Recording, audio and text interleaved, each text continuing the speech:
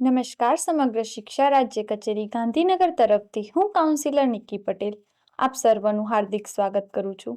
સવારના સમયે કચેરીના દરવાજા ખુલતા હતા અને તેની સાથે જ સ્વચ્છતા, વ્યવસ્થા અને જરૂરી તૈયારીઓમાં જે કર્મચારી નિઃશબ્દ સેવા આપે છે તે સમગ્ર કામગીરી માટે કોણ જવાબદાર છે?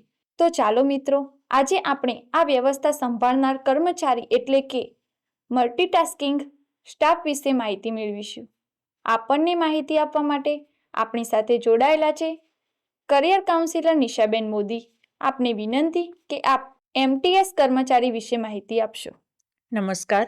સમગ્ર શિક્ષા રાજ્ય કચેરી ગાંધીનગર તરફથી હું કરિયર કાઉન્સિલર નિશા મોદી. આજે હું તમને મલ્ટીટાસ્કિંગ સ્ટાફ, જેને આપણે ટૂંકમાં એમટીએસ કર્મચારી તરીકે ઓળખીએ છીએ, તેના વિશે માહિતગાર કરીશ.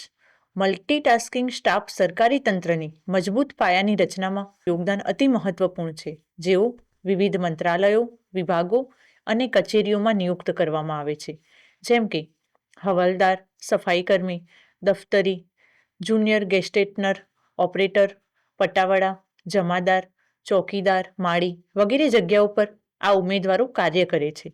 જેમાં ભરતી કચેરીની ફાઇલો યોગ્ય સ્થાને પહોંચે, દસ્તાવેજો એક વિભાગથી બીજા વિભાગમાં સમયસર મોકલી શકાય, અધિકારીઓની દૈનિક કામગીરી માટે જરૂરી સહાય આપે છે. આ તમામ જવાબદારીઓને જે કર્મચારી નિષ્ઠાપૂર્વક નિભાવે છે તે એમટીએસ અધિકારી છે. નિશાબેન, એમટીએસ કર્મચારીની કામગીરી શું હોય છે અને તે ક્યાં કામ કરે છે?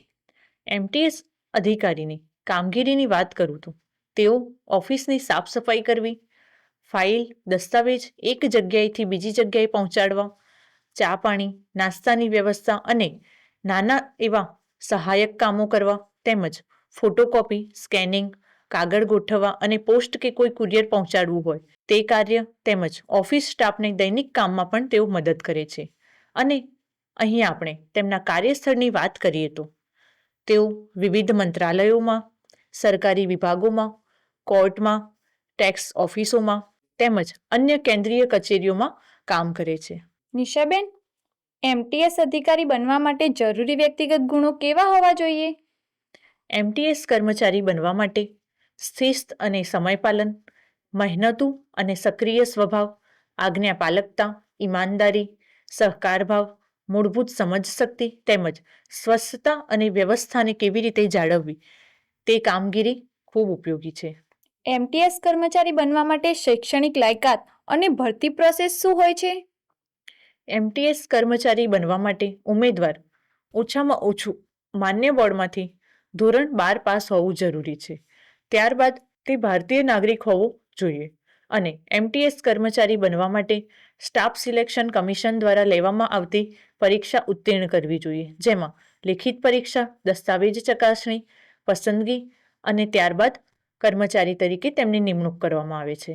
એમટીએસ કર્મચારીનું માસિક વેતન કેટલું હોય છે અને એમાંથી પ્રગતિના અવસર મળી રહે છે? હા, એમટીએસ કર્મચારીનું માસિક વેતન સરકારશ્રીના પગાર પંચ મુજબ હોય છે. તેમજ તેમના પ્રગતિની વાત કરીએ તો તેમાં senior MTS, lower division clerk અથવા junior clerk, assistant upper division clerk, division clerk તેમજ આસિસ્ટન્ટ ઓફિસર જેવા ઉચ્ચ પદ સુધીની પદવી પ્રાપ્ત કરી શકે છે. આ સાથે તમે સરકારી જાહેરાત દ્વારા પરીક્ષા ઉત્તીર્ણ કરીને પણ પ્રગતિને મેળવી શકો છો.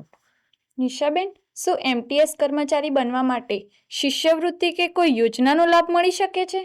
હા, શિષ્યવૃત્તિની વાત કરીએ તો રાષ્ટ્રીય શિષ્યવૃત્તિ પોર્ટલ scholarship.gov.in અને શૈક્ષણિક લોન કે જેમાં વિદ્યાર્થીને આર્થિક શૈક્ષણિક સહાય આપવામાં આવે છે તે પીએમ વિદ્યાલક્ષ્મી પોર્ટલથી માહિતી મેળવી શકે છે. આ સંદર્ભે અભ્યાસ ક્યાં કરવાનો થઈ શકે છે અને તેમાં સફળ થયેલા અધિકારીઓની સાફલ્ય ગાથા વિશે કરિયર કાર્ડની લિંક અને આ હોદ્દાની વધુ માહિતી માટે ઓફિશિયલ વેબસાઇટ આપ આ વિડીયોના ડિસ્ક્રિપ્શન બોક્સમાંથી મેળવી શકો છો.